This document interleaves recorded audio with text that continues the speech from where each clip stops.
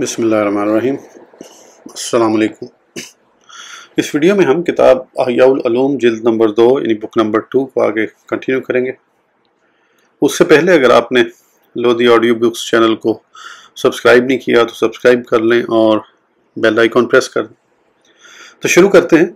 محبوب، مذموم اور مباح محبت۔ اس قسم کی محبت کے ساتھ جب کوئی مذموم غرض مل جائے تو یہ محبت بھی مذموم ہو جاتی ہے۔ مثلاً کسی حسین و جمیل صورت سے نفسانی خواہش پوری کرنے کی خاطر محبت کرنا یہ مذموم محبت ہے، کیونکہ یہ جائز نہیں۔ اور اگر اس محبت کے ساتھ کوئی مذموم غرض نہ ملی ہو تو یہ مباح ہوتی ہے کہ نہ تعریف کی جاتی ہے نہ مذمت، کیونکہ محبت 3 طرح کی ہوتی ہے۔ نمبر 1 قابل تعریف جو اللہ عز و جل کے لیے ہو۔ نمبر 2 قابل مذمت جس میں کوئی فاسد غرض شامل ہو۔ نمبر 3 مباح جو ان دونوں کے علاوہ ہو۔ دنیاوی مقصد پانے کے لیے کسی سے محبت کرنا۔ محبت کی 4 اقسام میں سے دوسری قسم کسی سے اس لیے محبت کرنا کہ اس کے ذریعے کسی دوسری شے تک پہنچا جا سکے، تو یہ ذات اصل محبوب تک پہنچنے کا وسیلہ ہوگی، اور محبوب تک پہنچانے والا وسیلہ بھی محبوب ہوتا ہے، کیونکہ جب کسی سے دوسری شے کی وجہ سے محبت کی جاتی ہے تو حقیقی محبوب اگرچہ اس کا غیر ہی ہوتا ہے، لیکن محبوب تک پہنچنے کا راستہ بھی محبوب ہوتا ہے۔ یہی وجہ ہے کہ لوگوں کی محبوب ترین چیز سونا اور چاندی ہے، اگرچہ ان کی ذات سے کوئی غرض نہیں ہوتی کہ نہ تو ان کو کھایا جاتا ہے نہ پہنا جاتا ہے، لیکن یہ محبوب اشیاء تک پہنچنے کا وسیلہ ہوتے ہیں۔ سونے چاندی کی طرح بعض لوگوں سے بھی اس لیے محبت کی جاتی ہے کہ وہ مقصود تک پہنچنے کا وسیلہ ہوتے ہیں، ان کے ذریعے جاہ و مرتبہ، مال یا علم حاصل کیا جاتا ہے۔ مثلا بعض اوقات انسان بادشاہ سے اس لیے محبت کرتا ہے کہ اس کے مال یا اس کے جاہ و مرتبے سے نفع حاصل کر سکے۔ بادشاہ کے خاص لوگوں سے اس لیے محبت کرتا ہے کہ وہ بادشاہ کے سامنے اس کی تعریفیں کریں اور بادشاہ کے دل میں اس کی جگہ بنائیں۔ لیکن اگر انسان کا حقیقی محبوب صرف دنیاوی آسائش کا فائدہ ہو تو یہ محبت رضائے الہی کے لیے محبت کے زمرے میں نہیں آئے گی، اور اگر انسان کا حقیقی محبوب صرف دنیاوی فائدہ نہ ہو لیکن اس کا تعلق صرف دنیا سے ہو، مثلا شاگرد کا استاد سے محبت کرنا، یہ محبت بھی اللہ عز و جل کی رضا کے لیے محبت کے زمرے میں نہیں آئے گی، کیونکہ شاگرد استاد سے صرف اس لیے محبت کرتا ہے کہ اپنی ذات کے لیے علم حاصل کر سکے۔ تو شاگرد کا محبوب اپنے لیے علم حاصل کرنا ہوا۔ اگر علم حاصل کرنے سے شاگرد کی نیت صرف جاہ و جلال، مال و منال اور مخلوق میں مقبولیت حاصل کرنے کی ہو تو اس کا محبوب جاہ و مرتبہ اور مخلوق میں مقبولیت حاصل کرنا ہوا، اور علم جاہ و مرتبہ پانے کا وسیلہ بنا اور استاد علم حاصل کرنے کا وسیلہ بنا، اور ان میں سے کوئی چیز رضائے الہی کے لیے محبت کے زمرے میں نہیں آتی، کیونکہ یہی تمام چیزیں اس کا بھی مقصود ہوتی ہیں جو اللہ عز و جل پر ایمان نہیں رکھتا، یعنی کافر۔ دنیاوی مقصد کے لیے کسی سے محبت کرنے کی پھر 2 صورتیں ہیں۔ اگر اس کے ذریعے مذموم مقاصد کا ارادہ کیا جائے، مثلا ہم اثروں پر غالب آنا، یتیموں کا مال کھانا اور قاضی کا عہدہ پا کر رعایا پر ظلم کرنا وغیرہ، تو یہ محبت بھی مذموم ہوگی۔ اور اگر اس کے ذریعے جائز مقاصد کا ارادہ کیا جائے تو یہ محبت جائز ہوگی، کیونکہ ذریعہ و وسیلہ کا حکم اصل مقصود سے ہی لیا جاتا ہے کہ وسیلہ اسی کے تابع ہوتا ہے، خود قائم نہیں ہوتا۔ اخروی مقصد کے لیے کسی سے محبت کرنا۔ محبت کی 4 اقسام میں سے تیسری قسم کسی سے اس کی ذات کی وجہ سے نہیں بلکہ اس کے غیر کے سبب محبت کرنا، اور وہ غیر دنیاوی فائدہ نہ ہو بلکہ اخروی فائدہ ہو۔ یہ صورت بھی واضح ہے، اس میں کوئی ابہام نہیں۔ مثلا کسی کا اپنے استاد اور شیخ سے اس لیے محبت کرنا کہ ان کے ذریعے وہ علم حاصل کر کے اچھے اعمال کر سکے، اور علم و عمل سے اس کا ارادہ آخرت میں کامیابی پانا ہو، تو ایسا شخص ان لوگوں کے زمرے میں آئے گا جو اللہ عز و جل کی رضا کے لیے ایک دوسرے سے محبت کرتے ہیں۔ اسی طرح جو استاد اپنے شاگرد سے اس لیے محبت کرتا ہے کہ شاگرد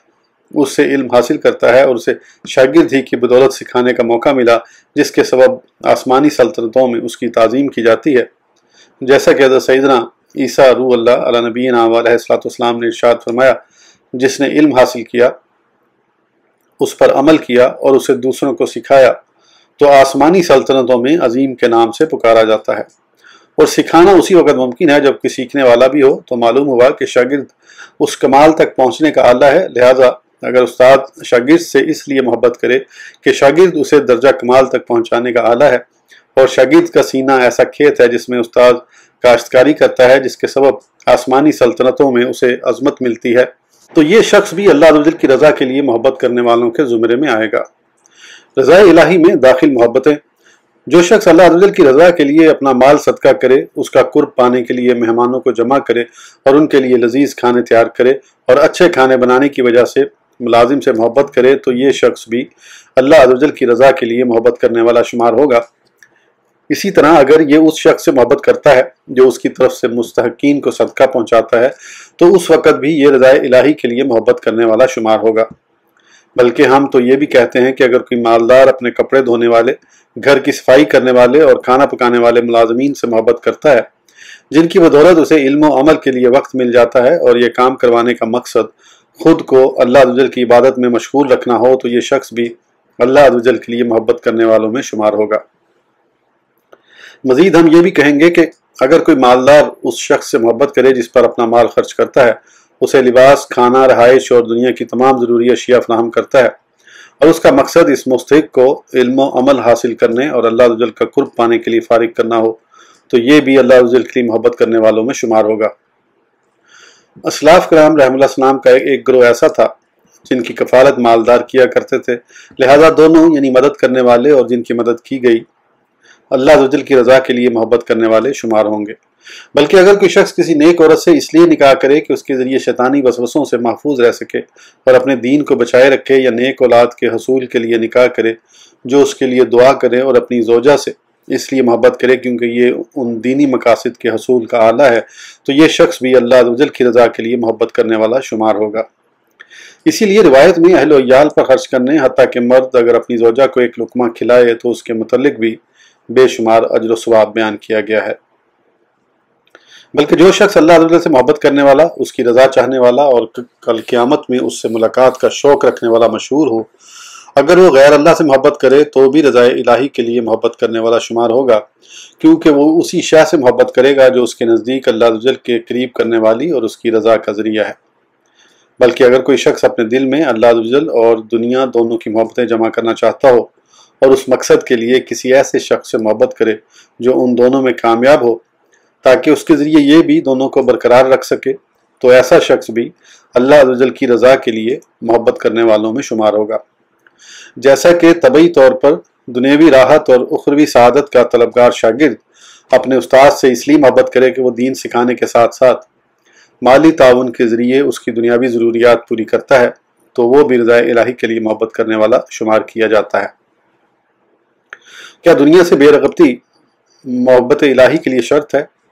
اللہ عز و جل سے محبت کے لیے ہرگز یہ شرط نہیں کہ دنیا سے بالکل بے رغبتی اختیار کر لی جائے،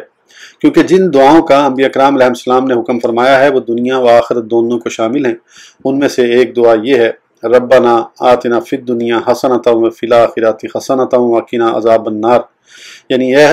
ہمارے رب ہمیں دنیا میں بھلائی دے اور آخرت میں بھلائی دے اور ہمیں عذاب دوزخ سے بچا۔ حضرت سیدنا عیسیٰ روح اللہ نبینا علیہ السلام نے اپنی دعا میں بارگاہ الہی میں عرض کی: اللہم لا تشمت بی عدوی ولا تسو بی صدیقی ولا تجعل مصیبتی لدینی ولا تجعل الدنیا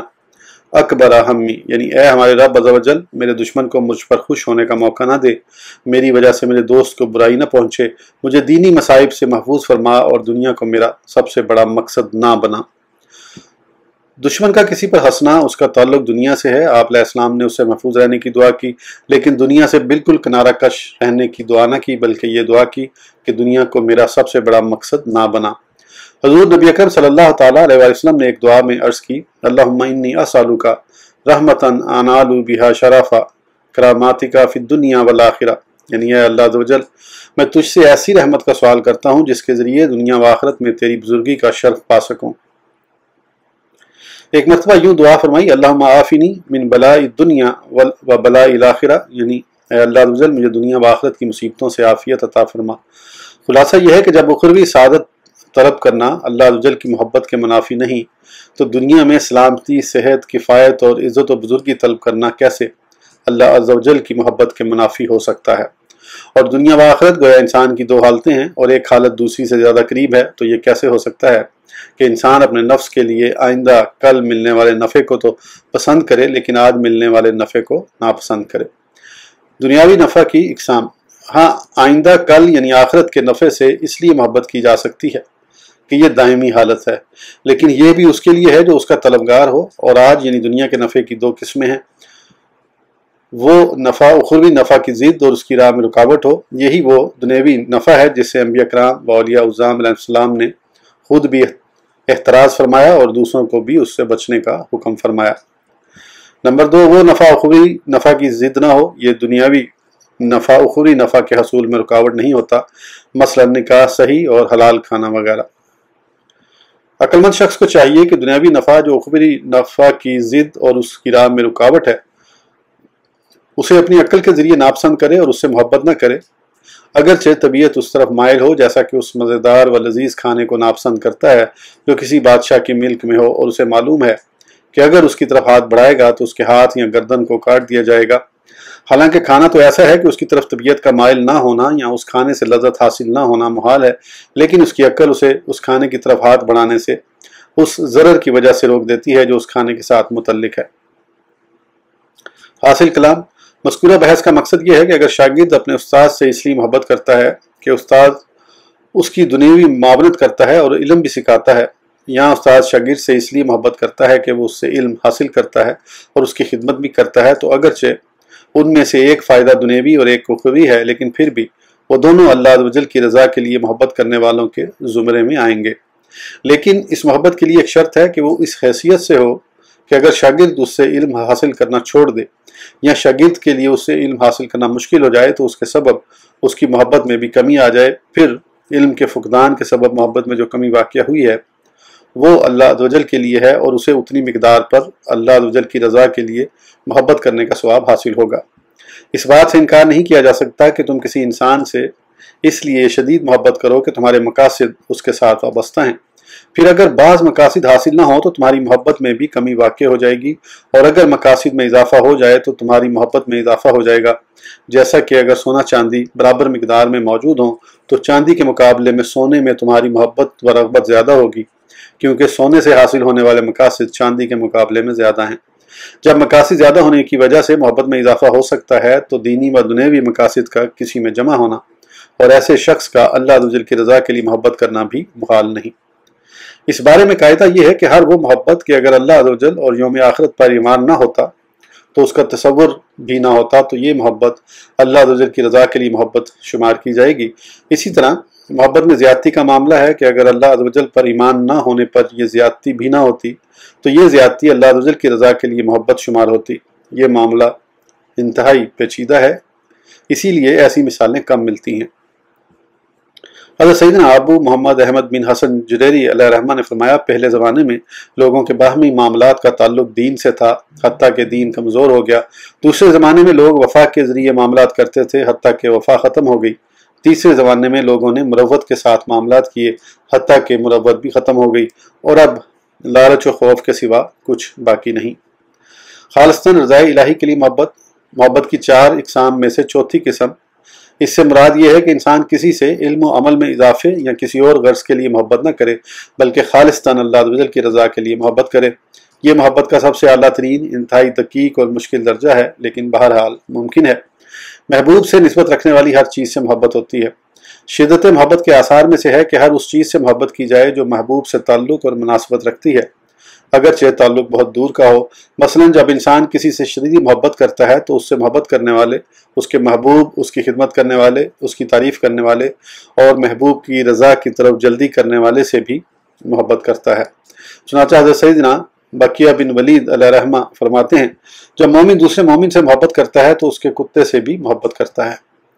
یقیناً حقیقت اس کے مطابق ہے، عاشقوں کے احوال اس پر گواہ ہیں اور شعراء کے اشعار بھی